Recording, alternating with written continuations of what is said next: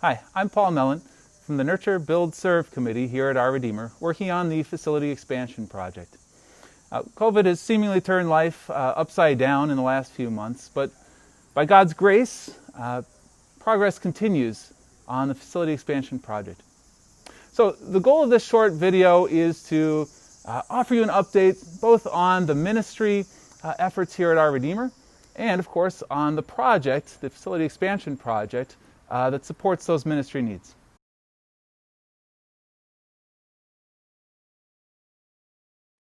So a question that I'll pose to both of you, what does the facility expansion project mean for the ministries here at Our Redeemer? Sure, more space, more rooms is more room to grow, more families to bring in to serve and spread God's word to them. Yeah, I'd add to that. Becky mentioned more space. So all of the K-8 classrooms are on the lower level of the school right now.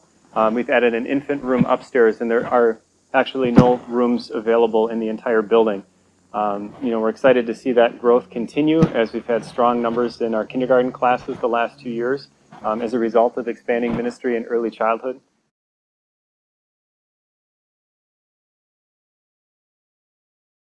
Our ministry needs remain as strong as ever, and the goal of Phase 1 remains the same as well.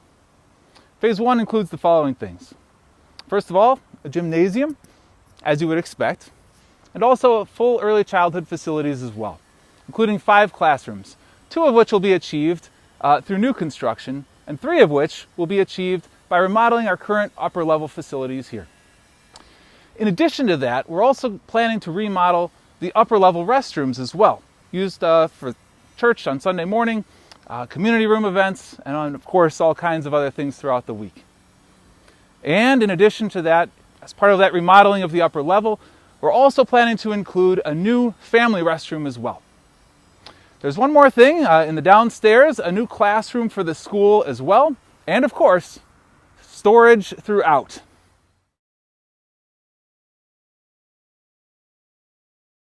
So the question that's probably on your mind at this point is, how are we going to pay for all of this?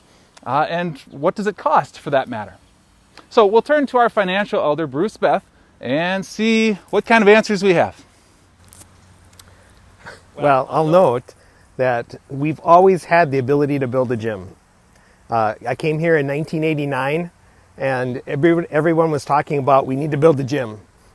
And 30 plus years later, we're still talking about how we need to build a gym. And we could have built the gym anytime, but what's different this time, what makes this extremely different, is that we've attached building to nurturing and serving. That's making the whole difference. When we connect the ministry to the building, people have responded with a generosity that I guess I've never been shocked by this congregation, but I am pleasantly surprised by $1.7 million of commitments just by asking the question. And that without any lead gift, without any matching funds, without any large initial commitment or a gift to lead off the kickoff. This is a general, widespread realization that we need to build, but we build for a purpose, and that's to nurture and serve. And that's what makes all the difference. We tried really hard to take $1.7 million and build something for that. We figured $2.5 million, and we've concluded that there's no way that anything can get built for $2.5 million in Madison at this day and age. We've worked really hard to meet the needs of the ministry so that we do connect with the nurturing and serving. That's going to take us to $3.5 million. Maybe a little less, maybe a little more, but $3.5 million is what it really costs to do the ministry here.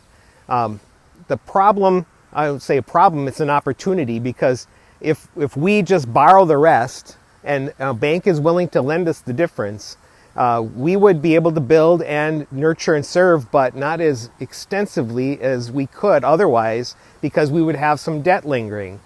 So what really is needed at this point, and that's why we're coming back to the congregation, another $1 million would make it so that we can nurture and serve in the new building.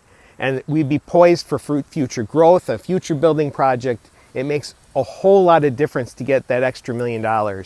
So as much as we're tempting your patience here. We're asking people to pray and consider extending their commitment another 2 years. It's a 3-year commitment.